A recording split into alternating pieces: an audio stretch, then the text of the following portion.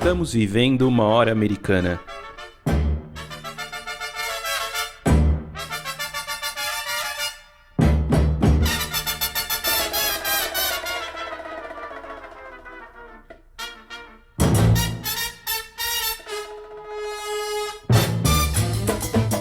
Sejam bem-vindos ao podcast Hora Americana. Aqui traremos especialistas para conversar sobre diversos temas da história das Américas. Meu nome é Caio Pedrosa e estou aqui com meus companheiros de sempre, Luiz Calil, Rodolfo Gautier e Valdir Santos. E agora contamos também com a participação da Priscila Pereira. No episódio de hoje falaremos da história do México no século XIX, da Reforma Liberal até a Revolução Mexicana. E para falarmos sobre esse tema, convidamos o professor Rafael Pavani, doutor em História pela Unicamp.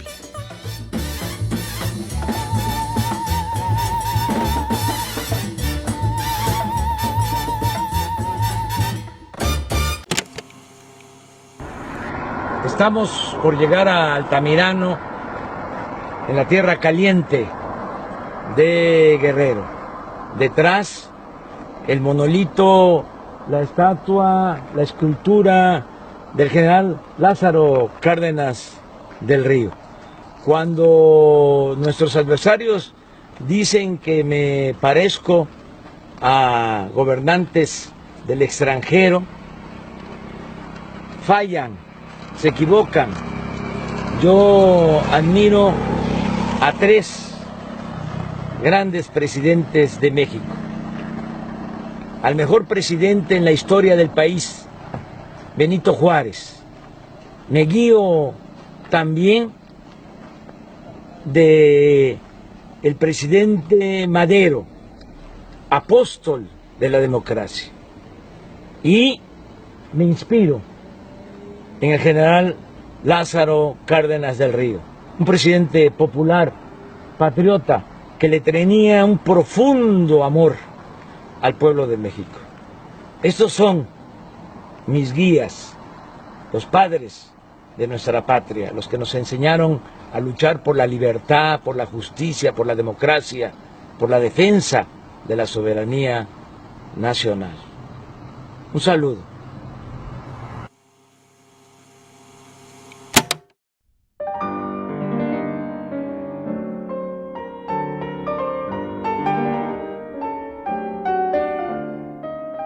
Você acabou de ouvir Andrés Manuel López Obrador, o atual presidente mexicano, em um áudio de 2017. Nesse ano, AMLO, como é popularmente chamado, se preparava para disputar pela terceira vez as eleições para o principal cargo executivo do seu país. Em sua fala, o então candidato destacava três líderes que lhe serviram de inspiração. O primeiro, o liberal indígena Benito Juárez, foi, entre as décadas de 1850 e 1870, um personagem central das disputas entre liberais e conservadores, das lutas contra a intervenção francesa sobre o México e o mais celebrado presidente da República daquele período. O segundo, Francisco Madero, é considerado o grande deflagrador da Revolução Mexicana de 1910, em sua cruzada contra uma nova reeleição do presidente Porfirio Díaz, cujo domínio sobre a política mexicana já se arrastava para mais de 3 décadas e meia. O terceiro, Lázaro Cárdenas, presidente entre 1934 e 1940, é frequentemente apontado como o mais progressista entre os governantes do México pós-revolucionário, seja pela forte coloração social de seu mandato e pelas inúmeras medidas importantes que tomou, como, por exemplo, a reforma agrária.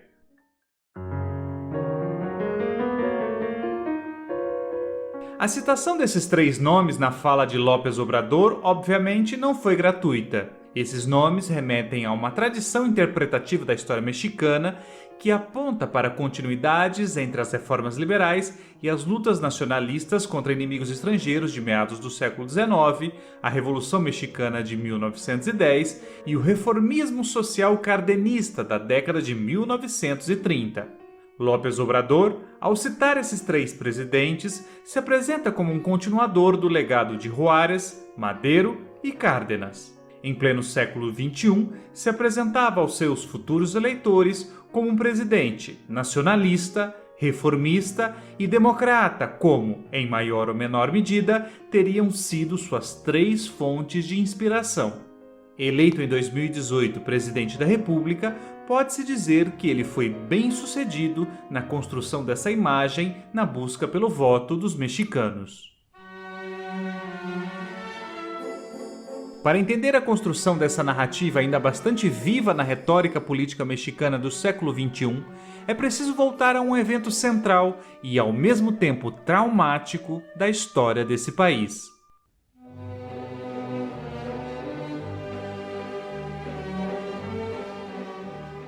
Trata-se da Guerra contra os Estados Unidos, ocorrida entre 1846 e 1848. Nela, o México perdeu aproximadamente metade do seu território para o vizinho do norte. Os Estados Unidos tomaram terras do Texas, que já vinha em um processo de secessão desde meados da década de 1830, até a Califórnia. Sem entrar em muitos detalhes sobre o conflito, é possível dizer que o trauma da derrota do México para os Estados Unidos em 1848 resultou em um aprofundamento da crise política e econômica que caracterizou o país nas décadas posteriores à independência. A despeito de uma série de nuances e colorações ideológicas existentes no período, começaram a se formar no país, nesse momento, com o objetivo de dar respostas a essa crise, 2 partidos que passaram a disputar o poder, muitas vezes de maneira violenta: os liberais e os conservadores.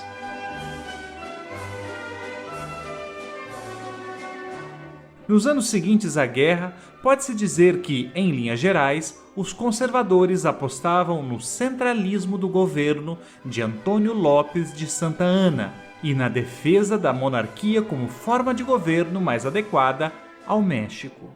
Enquanto isso, os liberais propunham uma série de reformas para reorganizar política e economicamente o Estado, defendendo o fim dos foros especiais, em particular os do clero, e a valorização da propriedade privada e das liberdades individuais.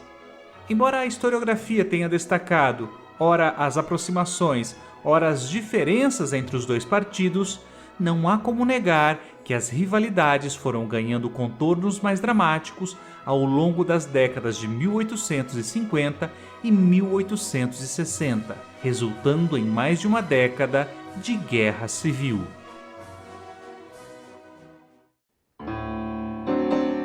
Em meio a um contestado governo de Santa Anna, os liberais alcançaram o poder com a Revolução de Ayutla, em 1854. Dando início ao que ficou conhecido na história e na historiografia mexicanas como a Era da Reforma. Além da promulgação da Constituição de 1857, foram aprovadas pelos governos liberais entre 1859 e 1861 as chamadas Leis da Reforma. Estas incluíam a nacionalização dos bens eclesiásticos, a aprovação dos casamentos e dos registros civis em geral, a proibição dos claustros e conventos e a liberdade dos cultos, entre outras medidas. Essas mudanças, entretanto, não foram implementadas de forma pacífica. Entre 1857 e 1861, liberais e conservadores travaram uma cruenta disputa militar nas chamadas Guerras de Reforma. A vitória dos liberais nesse conflito não resultou na pacificação do México. Ainda em 1861, tropas francesas, inglesas e espanholas iniciaram uma ofensiva contra o território mexicano por conta da suspensão dos pagamentos da dívida externa pelo então presidente Benito Juárez. Mesmo com o fim dos bloqueios ingleses e espanhóis, meses depois, esse episódio foi um marco do início da intervenção da França de Napoleão III sobre o México, apoiada pelos conservadores. Essa aliança entre os conservadores mexicanos e os bonapartistas franceses resultou, em 1864, na implantação do Segundo Império Mexicano e a coroação do monarca austríaco Maximiliano de Habsburgo. Foi durante esses anos de conflito contra conservadores e franceses que a figura de Benito Juárez se tornou emblemática. cristalizando-se posteriormente como um dos mais celebrados líderes da história nacional. O áudio a seguir reproduz um célebre discurso de Benito Juárez, enunciado em dezembro de 1861, em meio às ameaças francesa, inglesa e espanhola. A proclamação, de forte teor nacionalista, foi incorporada ao roteiro do filme Mexicanos al Grito de Guerra. A película, de 1943, foi dirigida por Ismael Rodrigues. Nela, o ator Miguel Inclán, de quem você ouvirá a voz na sequência, interpretou o papel de Juárez. Nuestra dignidad nacional se halla ofendida y en peligro tal vez nuestra independencia. Fuerzas extranjeras han invadido nuestro territorio so pretexto de cobrarse una deuda por la fuerza, cosa a la que no tienen derecho. Yo apelo a vuestro patriotismo y os excito a que, olvidando odios y enemistades de partidos y opiniones, os unáis a la defensa de la causa más grande y más sagrada para los hombres y para los pueblos, la defensa de la patria. Europa cree débiles a los países americanos. Nosotros no iríamos jamás a provocarlos.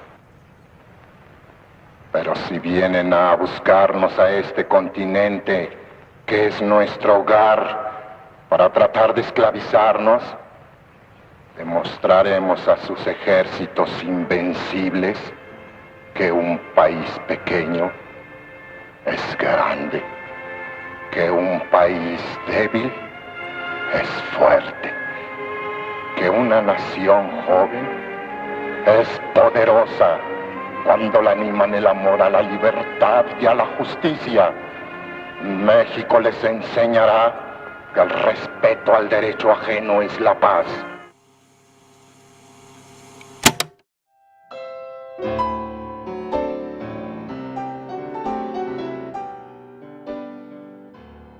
A derrota dos franceses e dos conservadores em 1867, simbolizada pelo fuzilamento do imperador Maximiliano, se constitui como o início da hegemonia dos liberais e a consolidação de uma narrativa triunfante e nacionalista da história mexicana. Nesse período, diversos políticos e membros da elite letrada passaram a fazer a defesa da ordem e da pacificação da nação como uma forma de separar os anos de conflito e guerra civil.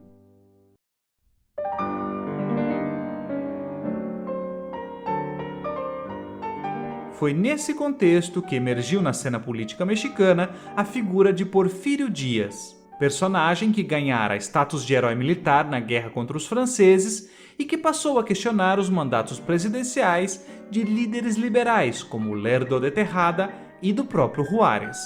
Porfírio Díaz subiu ao poder em 1876 e, com exceção do período entre 1880 e 1884, quando o México foi governado por seu aliado Manuel González, permaneceu na presidência até o ano de 1911. Nessa ocasião, com a eclosão da Revolução Mexicana, Porfírio Díaz foi apeado do seu cargo por Francisco Madero, personagem que, como dissemos anteriormente, se constitui como uma das principais inspirações do atual presidente, López Obrador. López Obrador, aliás, em discurso bastante recente, no dia 19 de setembro deste ano, entrou em um debate que vem ocorrendo no México nos últimos tempos sobre a repatriação dos restos mortais de Porfírio Díaz. Mantendo-se fiel à interpretação da história mexicana que alentou durante sua campanha, López Obrador afirmou não ter qualquer interesse em repatriar os restos mortais de Porfírio Díaz ao México. Yo respeto mucho a los difuntos y pienso que hay que dejarlos descansar en santa paz, en donde están, porque hay otros héroes, muchos anónimos, que también merecen ser repatriados sus restos y es un asunto que siempre genera polémica y pienso que lo mejor es que cada quien tenga su criterio sobre lo que fueron los dirigentes políticos, sociales en nuestra historia.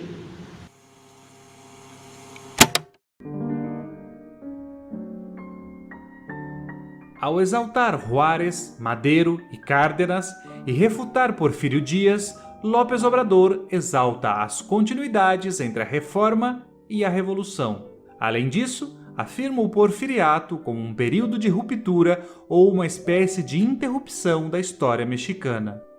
Mas será mesmo assim? As relações entre a Era da Reforma, o Porfiriato e a Revolução são bastante complexas e foram interpretadas de diversas formas pelos historiadores. A visão que transparece no discurso de López Obrador ainda remete a uma perspectiva mais tradicional, bastante característica das décadas pós-revolucionárias.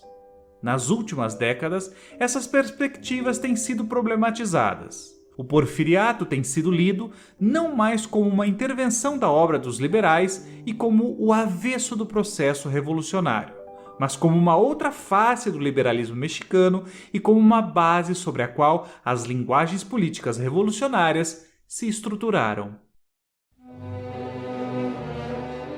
Para discutirmos a rica e complexa história mexicana da Reforma à Revolução de 1910, temos prazer em receber para a entrevista o doutor pela Unicamp, Rafael Pavani da Silva. Antes, porém, vamos com a dica da hora desta semana.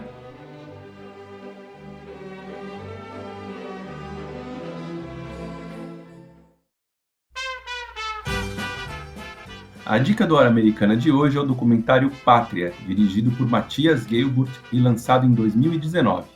Este documentário foi inspirado pela obra de mesmo nome do escritor Paco Inácio Taibo II, que também protagoniza o filme.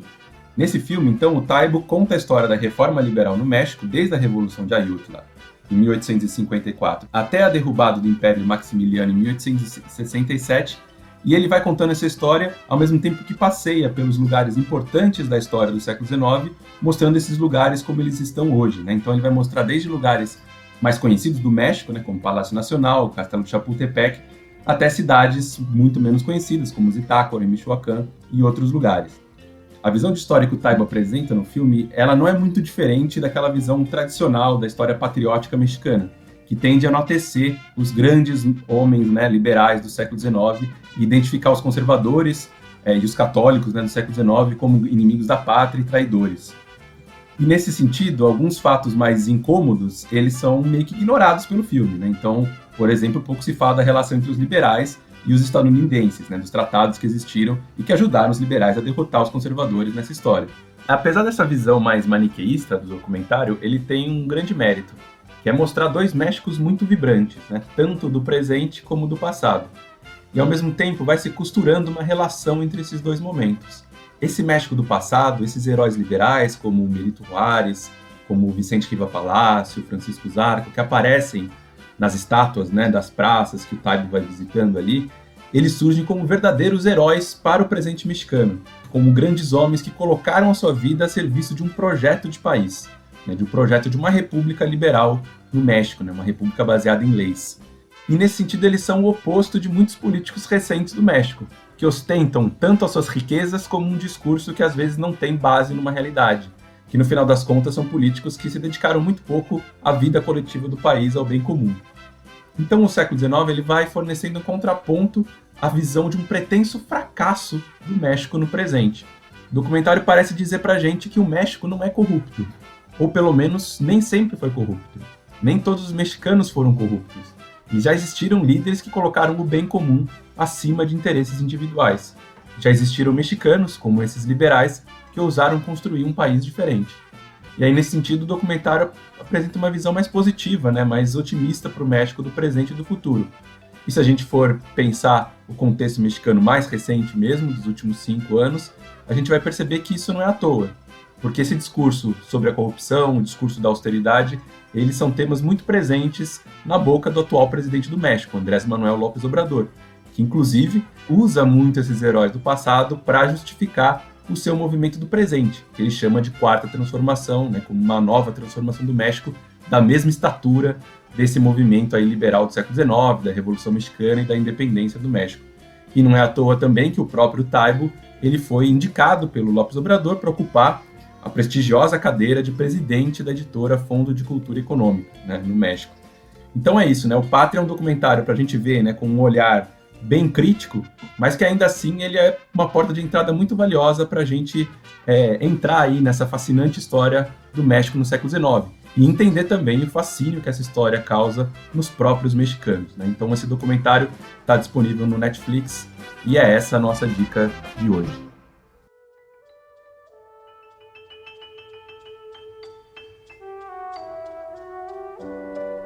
Você está ouvindo Hora Americana. Bom, olá, ouvintes do Hora Americana. Vamos para mais uma entrevista aqui do nosso programa. Hoje vamos conversar sobre a história do México no século XIX. Para falar sobre esse tema, a gente convidou aqui o professor Rafael Pavani, doutor em História pela Unicamp. E o Valdir vai começar com a primeira pergunta. Seja muito bem-vindo, Pavani. Gente, eu que agradeço, fico muito feliz pelo convite e, mais uma vez, quero parabenizar vocês pela iniciativa muito bacana de divulgar os estudos de História da América Latina no Brasil.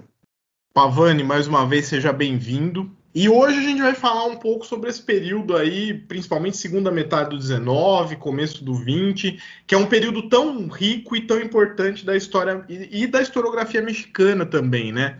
Então, Pavani, eu queria começar perguntando para você, principalmente sobre esse período fundamental da história do México, que é o pós-guerra contra os Estados Unidos, né? Para quem não sabe, o México vivenciou uma grande guerra contra os Estados Unidos entre 1846 e 1848, que o México perdeu ali praticamente metade do seu território, né? Um território grande ali que vai de onde hoje é o estado do Texas até a Califórnia, né? Então é uma parte considerável dos Estados Unidos que até 1848 era território mexicano, pelo menos disputado ali pelo México, né? Sem entrar em muitos pormenores ali sobre a guerra, Pavani, é possível dizer que, assim, como uma das consequências dessa guerra, o México sai numa crise bastante severa, né? Tanto em termos políticos como econômicos, agravando uma crise que de alguma forma vem lá no México desde o pós-independência, né? Então, nesse sentido, como resposta política, vamos dizer assim, inclusive para essa crise, é o momento do surgimento dos dois grandes partidos da história mexicana do século XIX, que são os liberais e os conservadores, que foram bastante interpretados. Essa disputa foi bastante interpretada pela historiografia e, ora, a historiografia ela ressaltou as divergências dos liberais e dos conservadores, ora, ressaltou as aproximações, né? Então, nesse sentido, pensando nesses dois partidos que surgem nesse momento de crise, né, no pós-guerra com os Estados Unidos, os liberais e os conservadores, como que a gente pode pensar esses dois grandes partidos aí no contexto da história mexicana? Pavani, mais uma vez, seja bem-vindo. Gostaríamos que você falasse um pouco para nós sobre os liberais e os conservadores. Valdir, pessoal, muito obrigado pela pergunta. Na verdade, eu fico aqui sempre com um pouquinho da sensação que minhas respostas vão ser um pouquinho frustrantes, porque eu, apesar de ter trabalhado aí com o final do século XIX, o meu tema prioritário de pesquisa sempre foi mais o período revolucionário. Então, eu vou responder, obviamente, a questão, mas eu começo divagando aqui um pouco. Ao começar meus estudos pensando a Revolução, nessa busca, né, de tentar pensar uma origem, um cenário, de uma maneira bem simples mesmo, né, para as questões que vão levar ao processo revolucionário, o século XIX foi me chamando e foi me tragando ali, e aos poucos, quando eu vi, a minha tese já não era mais sobre o México do século XX, e sim passou a ser sobre o discurso político que se formulava, especialmente durante o Porfiriato, né, e o México do final do XIX. E nesse processo todo de pesquisa, obviamente, então, me debruçar sobre o México desde esse processo de reformulação do Estado, desde a guerra com os Estados Unidos, por exemplo, acabou sendo algo importante para mim, apesar de, novamente, não ser exatamente o tema no qual eu sou especialista. Pensando um pouco, então, até nessa trajetória, Valdir e pessoal, o primeiro ponto, acho, para chamar a atenção aqui é a própria nomenclatura, né, dos conservadores e liberais, ou de Partido Conservador e Partido Liberal. E acho que a pergunta é bem feliz, né, em colocar o nascimento propriamente de Partido Conservador e Liberal a partir da guerra com os Estados Unidos, apesar de, vez ou outra, a nomenclatura ser utilizada desde a independência, né, em uma suposta luta entre conservadores e liberais ali. Quando, na prática, durante a maior parte do tempo, a gente tem ali uma briga entre centralistas e federalistas, né? Claro que uma série de questões das pautas conservadoras e das pautas liberais já estão colocadas ao longo da primeira metade do século XIX, mas a formulação propriamente, em termos de partido conservador e liberal, a gente vai ver isso mais marcadamente apenas na década de 50, né? Ali, no finalzinho da década de 40, começo da década de 50. Segundo a Josefina Zoraida Vázquez, né, historiadora mexicana, logo depois da guerra com os Estados Unidos, esse trauma, né, para o México, que é perder metade do seu território ali, há um debate político onde basicamente tenta-se buscar os culpados, né, pela humilhação, né, mais do que derrota mexicana. As tropas mexicanas foram vencidas muito rapidamente, e mais do que simplesmente, né, tomar o território, as tropas dos Estados Unidos entram na capital e vão hastear a bandeira dos Estados Unidos no Palácio Nacional, na Cidade do México. Se toma metade do território mexicano, mas se considerou tomar muito mais que isso. Por muito pouco, na verdade. O México não perdeu um território ainda maior, porque você tem uma verdadeira humilhação ali. E nesse sentido, centralistas vão acusar, né, os federalistas acusam os centralistas, e aos poucos os centralistas vão passar a se autodefinir como partido conservador. Os centralistas culpavam, então, esse excesso de poder local, esse federalismo, né, como o resultado, por exemplo, para que, desde a perda do Texas, as províncias, né, os estados, tivessem ali um certo descaso, uma liberdade excessiva em relação ao poder central, que levou à tomada dos Estados Unidos. Enquanto, né, os até então federalistas, que estavam divididos em grupos, né, federalistas liberais, moderados, na medida em que os centralistas começam a se chamar conservadores, passam a ser vistos ali como os liberais. Esses grupos, né, como que a gente chama aí vagamente de liberal, vão justamente acusar as pautas dos conservadores, especialmente ligada à Igreja Católica, à tradição hispânica, como motivos para a derrota, para essa potência anglo-saxã. Aos poucos você tem aí uma questão de modelo de nação, né, que vão ficar associados nas décadas de 50, 60 aos conservadores e aos liberais. Enquanto muitas vezes os liberais olham ali para a República Liberal Federalista dos Estados Unidos, um modelo anglo-saxão, os conservadores vão buscar na tradição espanhola, na tradição da Igreja Católica, na monarquia, os símbolos e, mais do que isso, né, os caminhos para fortalecer o México. Muitas vezes, o conflito, né, contra os Estados Unidos, mas que isso é derrota, vai servir ali como catalisador, onde esses grupos passam a se definir. Agora, é válido lembrar que, por mais que a gente chame de partidos, né, muitas vezes a gente está falando mais de facções políticas, no sentido de que não existia necessariamente, durante todo esse período, partidos com uma estrutura partidária, como a gente entenderia nos dias de hoje. A associação está muito mais próxima de pensarmos aqui a proximidade em relação ao papel da Igreja Católica, ao foro do clero, ou, do outro lado, um México que tomaria as propriedades da Igreja, que pregaria um ensino laico. Bem, todas essas questões que acho que a gente vai poder retomar em outras respostas mais à frente. Bom, Pavani, continuando aí nessa história do século XIX, né, a gente encontra um grande evento, né, que para os mexicanos é muito familiar, para a gente é nada familiar, mas que é super importante na história mexicana, né, puxa sempre nossa atenção, acho que para qualquer historiador da história mexicana acaba, de uma maneira ou outra, tendo que conhecer um pouco esse evento, né, que é a questão da reforma, né, ou era da reforma, como é chamado, na perspectiva dos liberais, né, como esse momento de consolidação do Estado mexicano no século XIX, né, a partir dessa vitória dos liberais, a ascensão dos liberais ao poder com a Revolução de Ayutla, né, de 1854, e a derrubada do último governo desse ditador, né, tão presente nessa primeira metade do XIX no México, que é o Santana. Né, os liberais então enfrentam os conservadores nas guerras de reforma e vão implantar as leis de reforma entre 1859 e 1861. Né? Depois tem outros desenrolares dessa história que a gente vai falar um pouco depois. Mas queria que você comentasse, né, o que foi essa Era da Reforma e como que esse período costuma ser lido pela historiografia mexicana. Como você bem disse, né, Caio, é um tema muito importante para pensar o 19, ao mesmo tempo que, mesmo a gente iniciada, né, em história mexicana, muitas vezes parece ali um período um pouco confuso, né, complexo de se entender, e acho que não é à toa, né, de fato, é um período um pouco complicado. Sobre o período da reforma, né, ainda nesses processos de disputa entre conservadores e liberais, na década de 50, né, depois ali da derrota do México, dos Estados Unidos, há um certo consenso ao redor da noção de que se precisava, então, de um executivo forte para evitar novas derrotas do México, e a ideia de que a desorganização, né, do governo mexicano foi uma das causas da derrota para os Estados Unidos.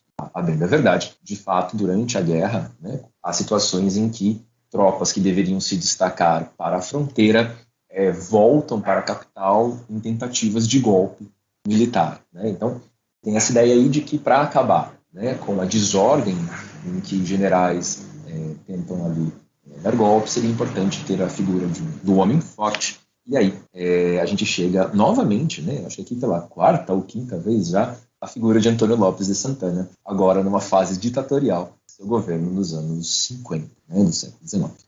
Quando Santana chega ao poder, ele chega com um poder bem apoiado pelos grupos conservadores, e acreditam que a ditadura de Santana é um caminho para se chegar à monarquia. Não a monarquia de Santana, que é o que o ditador gostaria, mas sim a ideia de que, com a centralização do Estado aos poucos, eles poderiam buscar na Europa a figura de um monarca que instauraria aí o segundo império mexicano, né, da monarquia, de uma monarquia católica, de uma família real europeia, poderia trazer aí a estabilidade conservadora para o poder político do México. Ao mesmo tempo que isso está, né, acontecendo, então, num cenário, em outro cenário você tem ali um avanço dos liberais, com figuras como o Benito Juárez, como o Ignacio Comonfort, que vão começar aí, né, a Revolução de Ayutla, vão questionar a ditadura, vão se levantar em armas, e aos poucos, né, pressionado, Santana vai ser derrotado e se inaugura aí, né, uma nova fase política no México, em que, mais uma vez, se propõe a organização de uma Constituição. Vai se organizar aí a Constituição de 1857, durante a presidência de Ignacio Comonfort, e essa Constituição, marcadamente liberal, vai ter ali uma série de princípios anticlericais, contrários às principais bandeiras do Partido Conservador. Na medida que essa Constituição vai sendo proposta e aprovada, Ignacio Comonfort começa a enfrentar uma série de resistências, e dessas resistências todas, né, o grupo conservador se levanta em armas contra a presidência da República e contra a Constituição de 1857.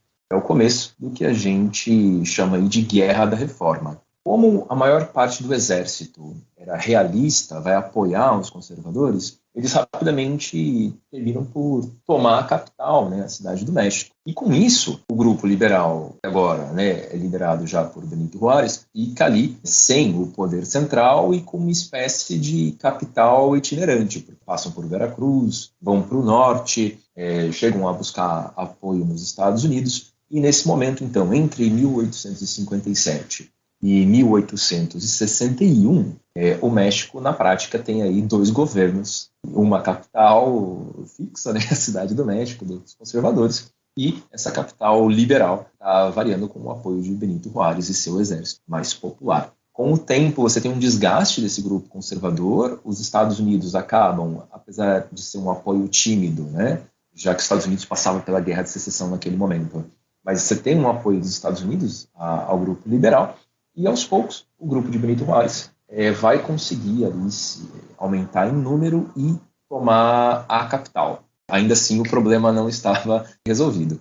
Tomando a capital, a situação que vai vir logo a seguir é a da invasão, né, das tropas de Napoleão III e outras potências imperialistas europeias ali, que vão prolongar esse conflito. Mas, só um parênteses aqui, né, justamente durante esse processo de Guerra da Reforma e os liberais vão adotar leis mais radicais do que aquelas que já estavam previstas na Constituição de 1857. Então, os princípios legais de expropriação de terras da Igreja Católica, a ideia ali de um ensino laico e políticas em geral anticlericais vão se formular de uma maneira mais intensa, não tanto diretamente já na Constituição de 1857, mas nos 2 anos seguintes da Guerra de Reforma, em que a luta entre os liberais e os conservadores vai ficando mais marcada nos campos de batalha.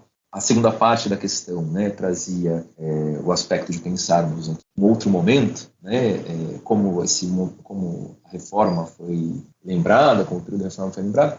Curiosamente, a reforma e a presidência de Benito Juárez ganhou aspectos mais heróicos, mais romantizados, justamente na ditadura de Porfírio Dias, que foi aí um dos generais de Juárez, mas também foi aquele que se levantou contra Juárez e as suas reeleições à presidência na década de 60 do século XIX. Com a criação de todo um conjunto histórico monumental ali, cedo da Reforma, e a construção do Juárez como um herói republicano, se reforçou na segunda metade do século XIX a ideia de que a Reforma foi um período ali de estabilização e, na verdade, um período heróico de formação desse México anti-imperialista, porque é justamente com Benito Juárez que o México vai enfrentar depois a invasão de espanhóis, ingleses, franceses e, mais tarde, apenas franceses. Ela se torna algo tão icônico aí na memória política mexicana que, no processo revolucionário do começo do século XX, o grupo vencedor na Revolução, pelo menos no primeiro momento, se chama constitucionalista porque está tentando buscar os princípios da Constituição de 1857. Tem aí, então, uma noção de um México que se revela pela primeira vez republicano e bem-sucedido com a reforma. Em parte, essa é uma construção a posteriori, já que nos anos da reforma, como a gente está conversando aqui, a gente está falando de um período, no mínimo, turbulento, de guerra civil e de algo muito longe de um México estabilizado.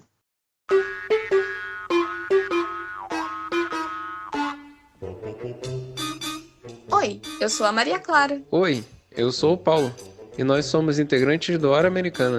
Gostaríamos de te convidar para conferir os conteúdos publicados das nossas redes. Afinal, o episódio nunca acaba nessa horinha aqui. Muitas das temáticas e dicas mencionadas por nossos convidados e convidadas serão retomadas por lá, e praticamente todo dia tem postagem nova. Então é isso. Nos acompanhe também nas redes sociais do Hora Americana e não se esqueça de nos avaliar nas plataformas de áudio. Encontramos vocês lá.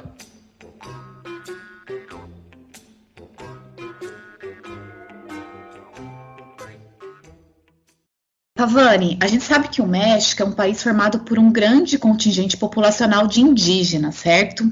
E um dos personagens mais destacados do século XIX mexicano é justamente um indígena de origem zapoteca, que foi o líder liberal Benito Juárez.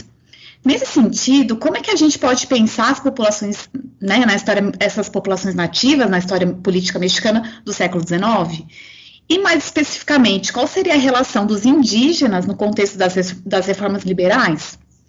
Essa é uma pergunta fundamental, entre outras coisas, porque a gente está justamente num momento de rever essa história do século XIX, que muitas vezes foi vista apenas a partir dessa noção antiga de uma história dos grandes homens. E aí pensar essa história que se dá também a partir dos pueblos e das comunidades indígenas, tem sido uma tônica da historiografia das últimas décadas. Para trabalhar essa questão, acho que temos alguns níveis diferentes de abordagem. Quando a gente pensa a figura do Benito Juárez, por exemplo, ele é zapoteca, como você coloca na questão, e ele vem de uma comunidade zapoteca que era monolíngue, então ele não trazia ali muitas das tradições zapotecas numa discussão política na capital. Ele se forma em direito, é eleito deputado ali nos anos 40 e vai cada vez mais se aproximar do poder, se torna ministro da Justiça do Ignacio Comonfort e mais tarde presidente da República. num país, né, que naquele momento, no México, falando de 50% da população mexicana se identificando exclusivamente, né, como indígena, a gente está falando aqui de um fato que não é qualquer coisa, né, um indígena zapoteca se tornar presidente da República. Bem, falando então dessa reação, né, dos grupos indígenas, a gente tem alguns trabalhos muito interessantes, um deles é do Federico Navarrete, historiador, né, mexicano, que vai mostrar, por exemplo, como, a partir desse processo, né, da reforma, muitas vezes os grupos indígenas mexicanos vão se mobilizar utilizando registros da era colonial, reforçar a sua propriedade da terra. Então, na medida em que o que se buscava era uma escritura, né, que legitimasse a propriedade da terra, você tem lá indígenas no 19 buscando documentação do período colonial para comprovar a sua posse da terra. Mais do que isso, e o trabalho da professora Gabriela Pellegrino aqui da USP também é muito interessante nesse sentido, mostra como, para poder navegar nessas ferramentas da República Letrada, comunidades, pueblos indígenas vão exigir, né, do governo escolas rurais, escolas nas quais comunidades vão poder receber as ferramentas, né, vão ser letrados, para poder entrar de uma maneira mais munida nesse debate da República Liberal que se buscava implementar naquele momento. Então, por meio do discurso, né, da República modernizante, você tem também indígenas que estão lá exigindo o direito, então, à educação, escolas rurais, que permitam que eles possam participar de um debate mais amplo na arena pública. Por fim, a Alicia Hernández Chávez, historiadora mexicana, vai argumentar que são justamente os princípios, né, da cultura de bom governo republicano, princípios ali, né, que nos levam a pensar em sistemas mais democráticos de governo, que vão muitas vezes inspirar essas comunidades indígenas para combater as próprias leis, as próprias políticas desse governo liberal que se instaura a partir da reforma. Então, por muito tempo, né, a gente falou dos grupos indígenas apenas como as vítimas desse processo que vai ignorar a propriedade indígena da terra, mas, na verdade, o que a gente tem aí desde o início desse processo é uma história também de resistência, e uma resistência que se articula, às vezes, com as próprias ferramentas estabelecidas pela nova república. De um modo geral, essa resistência também vai se dar de uma maneira armada em diferentes levantes ao longo das décadas seguintes. Tem um historiador que eu gosto muito, que é o Alan Knight, que, ao analisar o zapatismo, né, lá na Revolução Mexicana, ele diz que o zapatismo é um de vários zapatismos que aconteceram antes. E aí, quando ele diz isso, ele está se referindo, então, a comunidades rurais indígenas que têm uma longa tradição de se levantar contra o governo, exigindo noções de divisão da terra, de direitos políticos, que lhe parecem injustas desde o século XIX. Pavani, você já comentou nas suas respostas anteriores sobre esse longo embate entre liberais e conservadores no México. Se a gente for pensar nessa segunda metade do século XIX, principalmente a partir da década de 1860, a gente tem um evento que é muito importante para entender a história do México, com desdobramentos bem duradouros.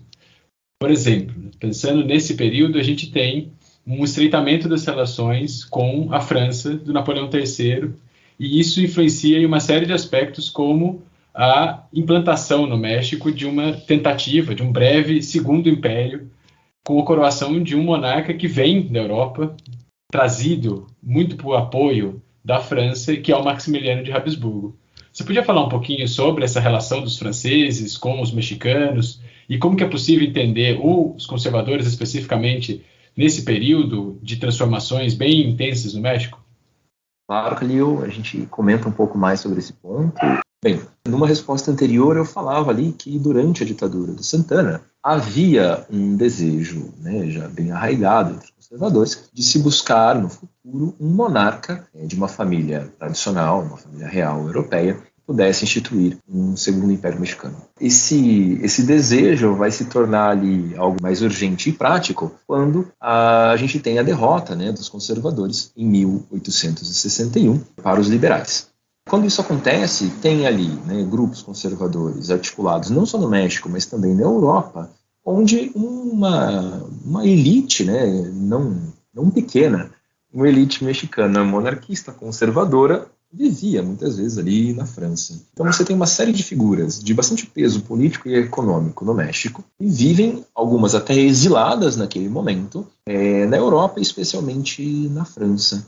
E são essas figuras que vão começar a costurar, né, durante o avanço dos liberais no México, uma negociação com o Napoleão III, né, Luiz Bonaparte, para a expansão ali dos seus interesses e do seu império para as Américas. Bem, como que a gente chega aí no interesse de Napoleão III no México? A gente tem algumas questões. Uma delas tem a ver com projetos políticos imperialistas do XIX que são, inclusive, bem racializados. O Napoleão III tem ali a noção, né, na sua diplomacia, de que a França deveria construir um império latino, e que esse império latino se contraporia a esse império anglo-saxão que se formava, de um lado, pela Inglaterra, e do outro pelos Estados Unidos, que expandia sobre as terras americanas. Então a ideia de Napoleão III parte também de uma lógica das teorias raciais do século XIX. Bem, num segundo momento, tem também uma questão econômica, né, que passa pelos empréstimos que a França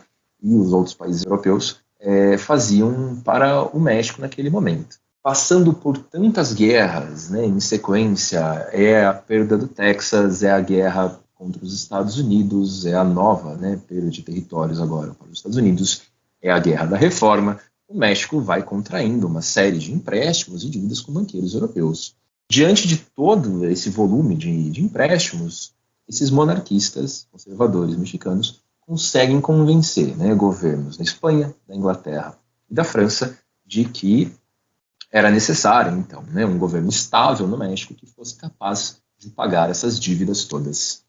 Então se organiza uma aliança desses três países mencionados e vão organizar aí uma invasão na costa mexicana. Quando, né, a gente está falando do ano de 1861, quando essa expedição chega, o governo de Benito Juárez, né, triunfando aí da Guerra da Reforma, vai negociar com essas potências estrangeiras esses empréstimos. Inglaterra e Espanha se dão por satisfeitos com os termos da negociação, mas a França não. As tropas francesas, então, né, que já estavam, inclusive, né, estacionadas já em algumas regiões do Caribe, em uma série de outras colônias francesas, essas tropas francesas vão desembarcar e começar um processo de invasão. As tropas, num primeiro momento, até conseguem ser repelidas em algumas cidades, mas aos poucos vão avançar até a cidade do México. E aí, mais uma vez, a gente está falando do México com mais de uma capital. Inicia-se o Segundo Império Francês. Esse Segundo Império Francês conta com o apoio, então, de uma elite mexicana conservadora, conta com o apoio dos monarquistas e de grupos, né, mais associados aí à Igreja Católica. E em contraposição, os liberais, mais uma vez com Benito Juárez, e agora, né, com generais que vão passar a ter um destaque grande entre soldados liberais, como é o caso de Porfírio Díaz. Essas tropas vão se mobilizando e a capital novamente se torna itinerante, e você tem uma longa resistência, um longo atrito aí entre os liberais e esse novo governo imperialista do Maximiliano de Habsburgo. Bem, depois de 6 anos, né, desse conflito e governo dividido, a França de Napoleão III também passa a enfrentar problemas na Europa. A gente está vendo um cenário, né, de formação das guerras nacionalistas que vão dar origem na Europa, à Itália e à Alemanha, e aos poucos o apoio, né, das tropas francesas ao Segundo Império Mexicano aqui vai deixar de existir. As tropas vão batendo em retirada e o Maximiliano de Habsburgo vai ficando. Na medida em que ele fica, o apoio simplesmente dos mexicanos conservadores e monarquistas não era mais suficiente para manter o poder. Assim, as tropas liberais conseguem, né, retomar uma série de cidades e inclusive a capital. O Maximiliano de Habsburgo vai ser julgado, condenado e fuzilado. A gente tem aí então o fim do Segundo Império Francês em 1867, e com isso também a gente tem um outro cenário, né, para o embate entre conservadores e liberais no México da década de 60. Porque agora ferramentas do nacionalismo e do imperialismo passam a ser mobilizadas também nesse discurso político, E ser conservador, né, a partir desse momento, significa apoiar a invasão das potências estrangeiras, potências monarquistas no México. Claro que essa é a maneira como o grupo de Benito Juárez vai entender esse processo e como esse grupo foi o vencedor, bem, basicamente, então, ser conservador nesse cenário passou a ser, em alguma medida, ser anti-mexicano. Não à toa, a gente costuma falar, né, da vitória desse grupo de Juárez e dos liberais contra, né, a invasão francesa, a partir daí, do início de uma hegemonia liberal no México XIX. Pavani, pegando essa ideia sua de uma hegemonia liberal depois da queda do Maximiliano, a partir de 1867, você podia explicar um pouco mais esse período, o que seria essa hegemonia liberal e como que ela vai se relacionar, por exemplo, com uma narrativa triunfante, nacionalista da história mexicana, que é construída ou reconstruída nesse período? Pensando assim em termos mais gerais, né? Quais são as transformações desse liberalismo do período pós-Maximiliano e como que a política e os discursos políticos passam a se organizar no México depois dessa derrota da intervenção francesa? Calil, é uma pergunta que eu já admito de cara que eu não sei se eu sei responder, porque tem tantas considerações, né, para pensar, porque apesar de ser senso comum da historiografia falarmos aqui de uma hegemonia do discurso liberal, que eu mencionava antes, claro que a questão passa a ser, se agora todo mundo é liberal, o que é o liberalismo, né? Liberalismo no século XIX, em diferentes lugares, diferentes décadas, tem significados bem diferentes, né? Aqui no século XIX mexicano, por exemplo, você vai ter, em especial, a partir da década de 60 e 70, uma série de intelectuais que se classificam, para o nosso desespero, como liberais conservadores. Então, muitas vezes, né, a gente tem quase que essa sanha de um nominalismo, né, e pensar que, olha, liberais versus conservadores e tudo isso, e aí vem lá um grupo e fala que é liberal conservador, e a gente se dá conta que, às vezes, as caixinhas que a gente está usando ali para classificar o ideário político nem sempre vai dar conta de restituir as redes, os diálogos e os conflitos dos períodos em que estamos pensando. Então, é bem difícil falar sobre o liberalismo a partir da década de 60. Talvez seja mais fácil falar sobre os liberais da década de 60 em diante. Quando a gente vai falar, então, do grupo que chega ao poder ao final, né, da ocupação francesa e do Segundo Império Francês, do Império Mexicano, a gente vai falar aqui, uma vez mais, de Benito Juárez, mas agora de todo um grupo político. As eleições, né, que Benito Juárez vai disputar nos anos seguintes são eleições em que ele disputa contra os seus próprios generais. Então, mais do que simplesmente pensar, né, uma hegemonia do liberalismo, eu estou vendo aqui uma hegemonia de um grupo político associado a uma figura em concreto, que é o Benito Juárez. Então ele vai disputar eleições presidenciais com o Lerdo de Tejada e com o Porfírio Díaz. Nessas eleições seguintes, ele não tem, né, necessariamente a maioria dos votos. E você tem, então, até uma tentativa já de golpe, logo no começo dos anos 70, do Porfírio Díaz contra o Benito Juárez. Tem até uma certa ironia do destino pensarmos que, nesse momento, o Porfírio Díaz se levanta com seu grupo revolucionário com a bandeira cujo lema era não à reeleição. Justamente a bandeira que vai ser mobilizada contra o Porfírio Díaz no começo do século XX, no processo que a gente chama de Revolução Mexicana.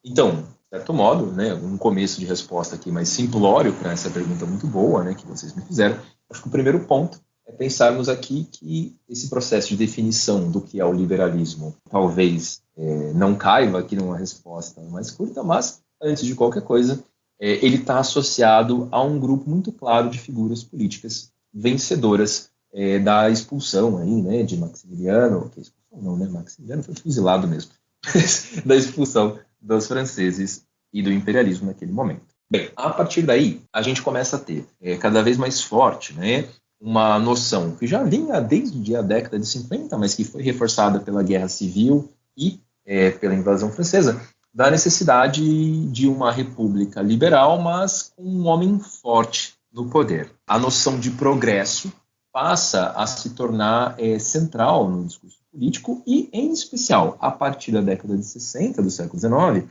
com intelectuais como Gabino Barreda o positivismo passa a ser um discurso político, uma ideologia, um ideário ali fundamental para as elites mexicanas. Cada vez mais, a partir de 1867, a gente começa a falar aí, então, de um positivismo mexicano que vai se associar aos liberais daquele momento. Nesse momento, o Gabino Barreda, né, logo que a gente tem a expulsão dos franceses, ele fez um livreto, né, na verdade um discurso que se torna um livreto, chamado Oração Cívica, em que ele vai argumentar, né, que naquele momento o que os mexicanos precisam não é apenas liberdade, é liberdade, ordem e progresso. Né? Então ele substitui ali no lema famoso, né, do Augusto Comte, o amor pela liberdade e mantém o ordem e progresso. Assim, ele está costurando, né, ao discurso liberal, que tem ali a noção de liberdade quase, né, como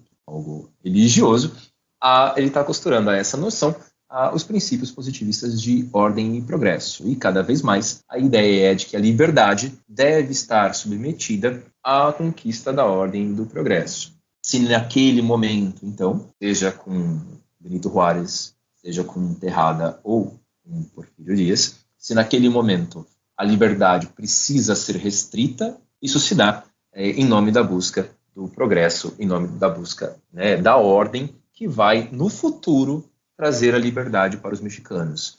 Você tem um discurso que vai se articular ali, em especial a partir da década de 70, muito comum, de dizer que o povo mexicano não está preparado ainda para participar democraticamente com as mesmas liberdades que, por exemplo, os cidadãos estadunidenses daquele momento. Então, que a democracia mexicana e que a liberdade mexicana viria, mas depois que a ordem estabelecesse o progresso. Essa noção vai se tornar muito presente nos escritos dos intelectuais e vão se aproximar depois, né, da ditadura de Porfirio Díaz e vão acabar apelidados lá de científicos. E aí a gente está falando de autores como Justo Sierra, que vão ser, né, uns grandes intelectuais, escritores mexicanos, mas também figuras que participam dos gabinetes políticos, né, desse momento. E isso vale, por exemplo, para o Gabino Barreda, que eu mencionei antes. Né? Gabino Barreda vai ser secretário, né, do governo de Benito Juárez, vai ser o responsável pela formação ali da Escola Nacional Preparatória, né? E justamente ali você tem toda uma política educacional positivista que visava criar esse mexicano do futuro de acordo aí com a ciência positiva. Então, é de dentro dessa Escola Nacional Preparatória que vai se formar toda uma intelectualidade porfirista e também a juventude intelectual ali, que vai participar mais tarde da Revolução Mexicana. A gente consegue fazer aí uma certa linhagem intelectual de Gabino Barreda até chegar em nomes como José Vasconcelos no começo do século XX. Tem aí uma transformação do liberalismo político mexicano do ponto de vista do ideário que passa, em resumo, por dentro desse furacão positivista que se inicia aí na década de 60 e 70.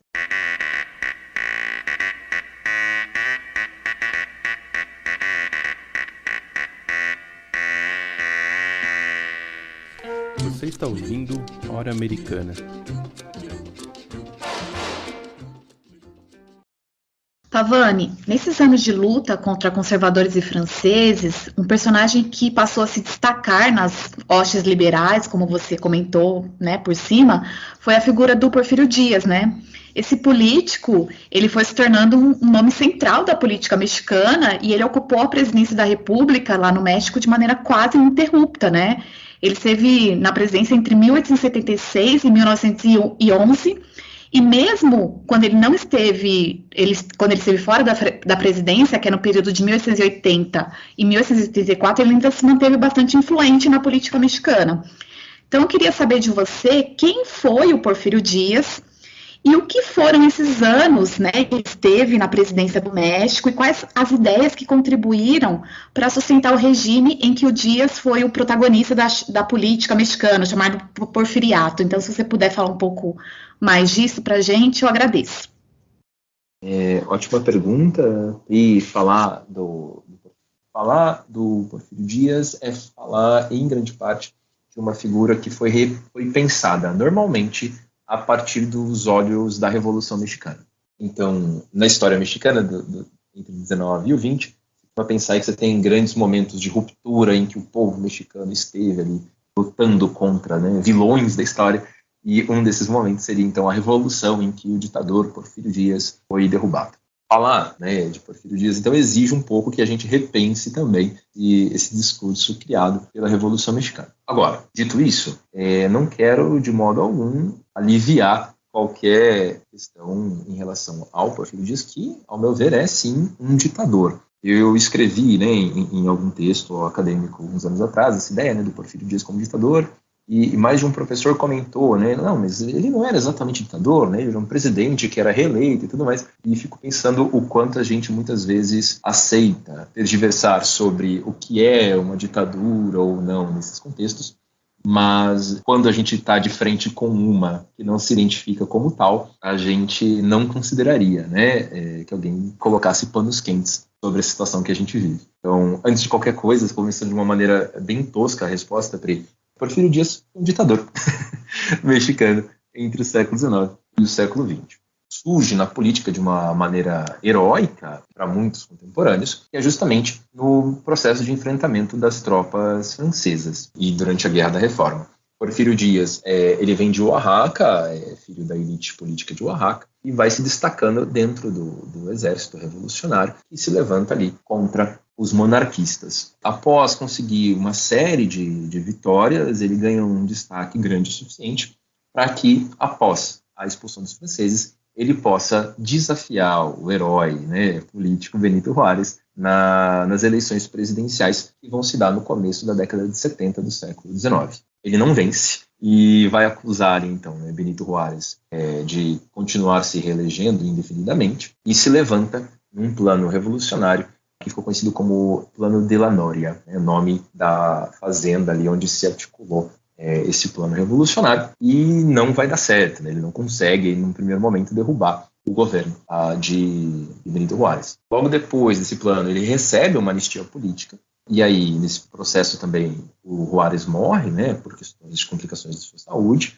Quem assume a presidência era o outro aliado político ali desse mesmo grupo, Lerdo de la Tejada, e vai enfrentar mais uma vez, né, uma sublevação do grupo de Porfírio Dias, dessa vez com o plano de Textepec. Bem, o grupo de Porfírio Dias, então, está pressionando, né, de golpe em golpe, ou pela tentativa de golpe, chegar ao poder, o que vai acontecer, então, finalmente, em 1876. Quando Porfírio Dias chega ao poder agora, o herói coroado militar chegando à presidência, muitos grupos, né, dessa elite política mexicana vão ver nele como o homem forte capaz de estabelecer os princípios da ordem e do progresso. A gente tem aí, então, Porfírio Dias chegando ao poder, chegando à presidência da República com a ideia do homem forte, e o lema, né, de administração ali do governo de Porfírio Dias é muito famoso, a ideia de que seria um governo de muita administração e pouca política. Na prática, entenda-se, pouca democracia, né? O governo vai se caracterizar por uma repressão muito forte à imprensa, os meios de comunicação em geral, coisa que, em defesa aí de Benito Juárez, não aconteceu da mesma maneira nas décadas anteriores. Você tem uma série de jornalistas que são presos, que são mortos, que são torturados por criticar o governo de Porfírio Dias, ao mesmo tempo em que você vai ter um grupo de intelectuais que cada vez mais se aproxima do governo de Porfírio Dias e, apesar de identificar em Dias uma série de problemas, vão ver nele uma espécie de mal necessário. Eu falo aqui dos intelectuais que vão formar a chamada União Liberal, que é, de certo modo, né, o que a gente costuma chamar aí do Partido dos Científicos. O nome desse grupo de intelectuais inspirados pelo positivismo, que tem como nome mais famoso, né, o Justo Guerra, mas que, né, vão ocupar não só jornais inclusive muitas vezes com subsídio estatal, mas também cargos políticos. O próprio Justo Serra vai ser secretário de uma secretaria que naquele momento era responsável pela justiça e pela educação. E esse grupo de intelectuais vai ver em Porfírio Dias o que eles chamavam com uma série de termos um pouco ambíguos. Se eu não me engano, Porfírio Parra chamou de uma ditadura honrada. A ideia, então, de que se organizava ali um mal necessário, uma ditadura democrática, como eles chegaram a chamar, mas algo ali que, de certo modo, reforçava o princípio do homem forte, ao mesmo tempo em que garantiria o tal do progresso que mais tarde levaria ao México capaz de um dia ter a democracia. É justamente durante o período do Porfírio Dias que esse discurso se articula de uma maneira mais clara, né? A noção de que ele era autoritário, o governo era autoritário, mas que esse autoritarismo todo impunha a ordem e por meio da ordem se atingiria o progresso e um dia os mexicanos estariam prontos para a liberdade. O governo do Porfírio Dias é marcado aí por uma modernização econômica muito grande, né? O México passa a ser cortado por ferrovias. Você tem ali um crescimento muito grande nas exportações mexicanas, no investimento estrangeiro, numa série de características econômicas que a gente costuma associar a um enriquecimento do país, mas na prática, para boa parte da população, você não tem uma melhora na qualidade de vida. Pelo contrário, a fome não é combatida de modo algum, então você tem, pelo contrário, mais gente passando fome ao longo dos anos do governo de Porfírio Dias. Você tem a questão agrária se tornando ainda mais grave. Cada vez mais as chamadas companhias deslindadoras vão tomar terras dos grupos indígenas e cada vez mais, então, a gente tem populações rurais sem terra, dependentes dos grandes hacendeiros, que vão passar a controlar ainda mais a vida política e local no México. Então você tem uma elite que está bem contente com o governo de Porfírio Dias, tanto na capital, e você também tem grupos de uma elite rural local que também vão dar sustentação ao ditador. De um modo geral, a gente pode pensar então que você tem uma sustentação do regime do Dias, se dá tanto pela intelectualidade, quanto por uma elite econômica e, por fim, apesar de uma série de princípios anticlericais, o governo de Porfírio Dias também vai ser visto, à época, nos jornais, como um governo que buscava uma certa reconciliação com a Igreja Católica, para a fúria de alguns dos intelectuais anticlericais que estavam em sua base de apoio. Não havia, naquele momento, um conflito, pelo menos tão grave, quanto aqueles que aconteceram nas décadas anteriores, entre igreja e sistema político, de modo que o governo Porfírio Dias conseguiu aí, então, importantes alianças do clero à intelectualidade e vão manter o poder de Dias durante 3 décadas. Pavani, você mencionou nessa sua última resposta o seu doutorado, que aliás é bastante interessante, e uma das questões que você discute, que a gente queria trazer para esse debate aqui hoje, é a relação entre o porfiriato e a Revolução Mexicana. E, de alguma maneira, também a relação entre o liberalismo porfiriato e a Revolução Mexicana, né? Porque a historiografia muitas vezes trabalhou com a ideia da ruptura, né? Por exemplo, que a Revolução Mexicana seria uma grande ruptura em relação ao porfiriato e assim por diante.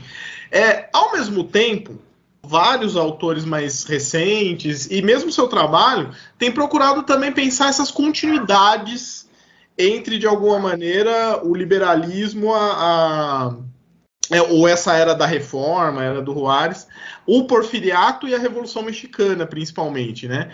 Então eu queria que você falasse um pouco para a gente sobre essas continuidades e rupturas entre esses momentos históricos aí da história mexicana, em especial entre o porfiriato e a Revolução.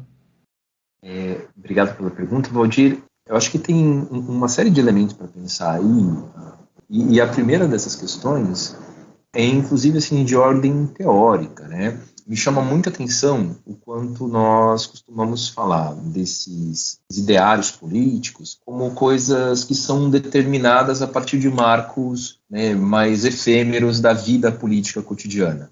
Então, muito difícil, a gente fala do liberalismo mexicano do século XIX, mas aí tem a Revolução Mexicana, aí todo mundo é revolucionário, ninguém mais é liberal. E eu acho que tem aí, então, uma série de questões relacionadas à nossa maneira de pensar a linguagem política, precisa ser repensada, em especial a partir das ferramentas do que a gente costuma chamar hoje em dia, de uma maneira mais vaga, de a nova história política. Uma das coisas que eu argumento na tese, e vou entrar um pouquinho mais na sua resposta já, é essa noção de que a nossa linguagem política mesmo entre os historiadores, ficou muito marcada pelo discurso político da Guerra Fria e de uma oposição, então, desse mundo bipolar, que deu para a gente um entendimento do que é ser liberal, que é muito, mas muito diferente do que significava ser liberal no século XIX. Então, ser liberal para intelectuais do Porfiriato, por exemplo, o verdadeiro liberal, que eles chamavam, né, de liberal jacobino, era ser revolucionário. Enquanto, dependendo do nosso entendimento do liberalismo, ser liberal e ser revolucionário, né, a partir da linguagem política que se forma, a gente parece algo estranho, né? Bem, então, vamos lá. Quando a gente pensa a historiografia, durante muito tempo, a historiografia repetiu uma noção dos próprios campos de batalha, né, da construção ali de um antigo regime. Então, você tem uma ruptura a partir da Revolução, e ali se inicia o Novo México, ou, na verdade, o verdadeiro México, já que o período do Porfiriato seria ali um encobrimento, né, do nacionalismo, do povo mexicano, do indígena e tudo isso. Com o passar do tempo, né, o monopólio que o Partido Revolucionário vai instituir do passado revolucionário vai ruindo. Com o passar das décadas, cada vez menos o Partido Nacional Revolucionário, depois o Partido da Revolução Mexicana e, finalmente, o Partido Revolucionário Institucional, né, o PRI, propriamente, cada vez menos esse partido vai ter o monopólio do passado revolucionário. Enquanto ele teve, boa parte da intelectualidade mexicana repete, então, essa noção de uma revolução vista ali como ruptura entre, né, o Porfiriato e o Novo México. Apesar dessa ideia ser muito forte até hoje, numa espécie de memória política, e hoje o presidente López Obrador repete essa mesma noção, na historiografia, desde os anos 60, e talvez o massacre, né, de Tlatelolco, que já foi inclusive tema de episódio de vocês aqui, reforce esse questionamento do PRI ali, você tem, a partir daquele momento, cada vez mais, então, a busca de repensar a revolução a partir de outros matizes e, inclusive, de tentar deslegitimar a narrativa da revolução. Nesse cenário que vem uma série de interpretações que foram consideradas pela historiografia como interpretações do revisionismo da Revolução Mexicana. Algumas dessas interpretações tinham um caráter, inclusive, reacionário, de questionar, né, as conquistas da Revolução, questionar o zapatismo, questionar uma série de coisas. Mas outras não, outras vêm, né, do revisionismo da Revolução Francesa e François Ferré e companhia, e no caso mexicano, a gente vai ter aí a obra do François Guerrat, vai tentar pensar, né, como a partir do Porfiriato você tem um discurso, né, sobre a modernidade e a transformação do México que vai apenas se consolidar durante o período revolucionário. Apesar, né, de estar de acordo com uma série de continuidades entre os dois períodos, eu acho que é muito importante a gente consiga destacar também as rupturas que existem, né, ou pelo menos na medida em que pode existir ruptura em história. É muito difícil falar, claro, né, de ruptura em história, porque as coisas não acontecem aí do nada. Mas você tem transformações importantes, por exemplo, no que diz respeito à posse da terra, né, o reconhecimento da propriedade rural. A gente tem transformações profundas da reforma agrária, né, nos anos 30, o México vai passar por uma reforma agrária gigantesca, a nacionalização, né, das riquezas minerais, do petróleo. Ou seja, o México passa por um processo que é, em vários sentidos, sim, revolucionário. Então, tudo isso para dizer que eu não gostaria, né, que minha tese fosse associada, ou que meus estudos fossem associados, a essa vertente conservadora do revisionismo da Revolução Mexicana.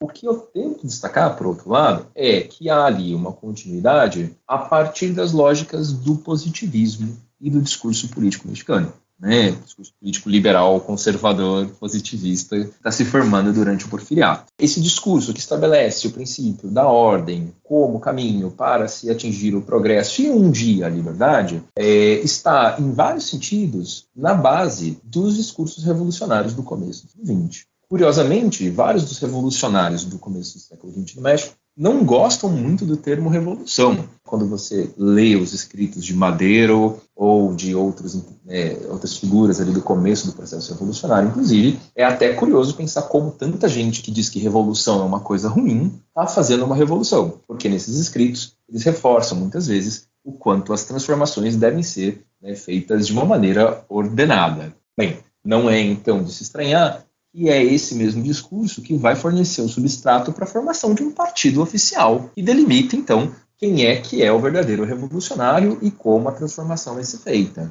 Não é de se estranhar que, na medida em que vai se formando, né, uma elite política da Revolução, se organiza ali um discurso de etapas do futuro revolucionário do México, em que, né, a história mexicana estaria organizada a partir das demandas contraídas nos campos de batalha, mas que só poderiam ser interpretadas por aquela elite política capaz de, a partir de um governo organizado, dentro da lei, sem grandes violências, transformar, né, o México no rumo da ordem e do progresso. Não à toa, né, eu acabei dando o título para a tese de Revolução, Ordem e Progresso. A filosofia positivista acabou, em vários sentidos, associada aos intelectuais do Porfiriato. E como o Porfiriato foi derrubado e muitos desses intelectuais, né, os científicos, como foram chamados, ficaram associados à noção de uma elite corrupta, se criou um pouco essa noção de que, então, o positivismo, ali, como, né, o ideário principal da intelectualidade mexicana, ou da elite mexicana, também morreu. O que eu tentei argumentar foi que não só não morreu, como se tornou, né, como foi reforçado a partir das políticas estabelecidas pelos revolucionários mexicanos. Só para terminar, todo historiador, né, que pensa aí sobre historiografia mexicana está acostumado com uma série de abordagens da historiografia mexicana que a gente reconhece ali como um traço mais positivista, né, da academia mexicana ao longo do século XX. Então me chamou muito a atenção que a gente conseguisse reconhecer tão facilmente nas universidades, na intelectualidade, na historiografia mexicana, o positivismo continua tão forte, sem que a gente percebesse tão claramente que o positivismo continuou existindo na política mexicana também, como um ideário político. Atribuo essa nossa falta de visão, né, da presença do positivismo mexicano na política ao longo do século XX, como uma dessas armadilhas do discurso revolucionário que apagou, né, essa intelectualidade porfirista, ao mesmo tempo que também vai lidar com o discurso político que herdamos da Guerra Fria, socialista ou não, liberal, capitalista, mas em que parece que o positivismo não existe mais como ideologia. Foi um pouco o caminho aí que eu queria comentar com vocês. Bom, Pavani, muito obrigado pela sua entrevista, foi ótima, a gente aprendeu muito aí sobre a história do México no século XIX. Bem, pessoal, eu que agradeço, foi um prazer ter participado e, mais uma vez, quero congratular essa proposta muito, muito interessante do Hora Americana, vocês estão de parabéns. O Hora Americana desta semana fica por aqui. Este podcast é um projeto de extensão interinstitucional com membros da Universidade Estadual de Londrina, Universidade Rural do Rio de Janeiro, Unicamp, Instituto Federal de São Paulo e Instituto Federal do Sul de Minas Gerais.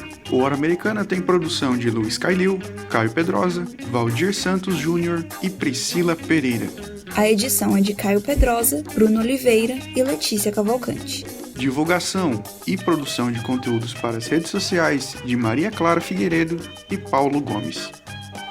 Neste episódio, utilizamos as canções Tropicales número 3 e Alma e Corazón, de Ernesto Elorduy, Vals Poético, de Felipe Villanueva, Sobre las Ollas, de Juventino Rosas, e 5 de Maio, de Herb Alpert and the Tijuana Brass.